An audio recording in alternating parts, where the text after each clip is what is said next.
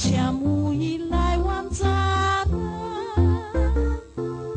dia mionona ka bakino ny toloko izay no mety sady noko fao tsara raha tsy maintsy afoinao ilay olo tiana no ny latra na ny didina ny vitanao miondre jereo mitany de mangina rehefa avy eo mitraka jereo mikintana tsy mba misy fanafody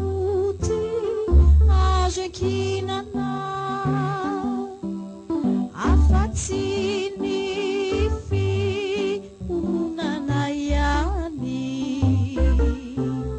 ny fiagarano no mbola ho fitinana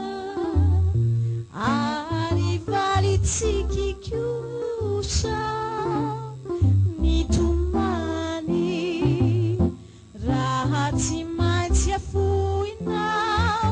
ilay olo tiana no ny latra na ny didina ny vitanao